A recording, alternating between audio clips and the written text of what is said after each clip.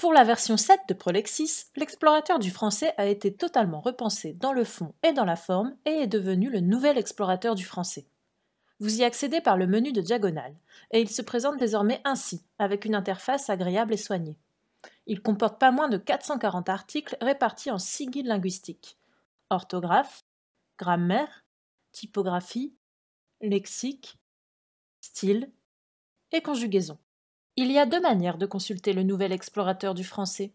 Vous pouvez parcourir ces guides et déployer le plan sur la droite, que vous pouvez d'ailleurs agrandir ou réduire afin de l'adapter à votre écran. Par exemple, vous cherchez des informations sur les nombres écrits en lettres. Un rapide survol du plan du guide orthographe vous permettra de trouver la bonne rubrique. Vous trouverez les règles d'écriture des nombres, mais également les règles d'accord, un peu plus bas.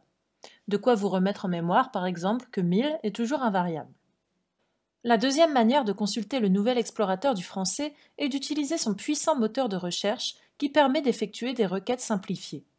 Ainsi, si vous aviez écrit simplement nombre, vous auriez trouvé les différents articles traitant de ce sujet, dont ceux qui vous intéressent.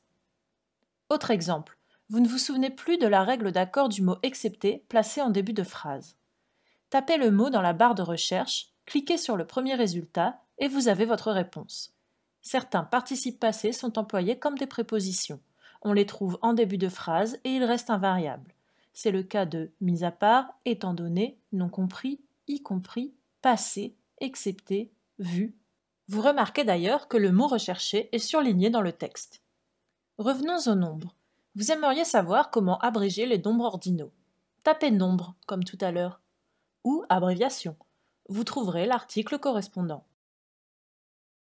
De nombreux articles contiennent en bas de page des liens vers d'autres articles, vous permettant d'aller plus loin dans vos recherches. Ici, un lien renvoie vers la partie abréviation du guide lexique matérialisé par la lettre L dans le carré vert. Vous aurez accès à un article plus général sur l'abréviation. En bas de cette nouvelle page, après une alerte « Ne pas confondre avec la troncation », vous trouverez justement le lien vers l'article concernant la troncation. La navigation est donc facilitée dans le nouvel explorateur grâce à tous ces renvois. En outre, si vous possédez myriades langues françaises, sachez que tous les mots du guide ouvrent des fenêtres hypertextes contenant leur définition. Enfin, un dernier exemple pour celles et ceux qui se sentiraient d'humeur poétique ou qui sont simplement curieux, le guide style regroupe de nombreuses figures de style réparties par type.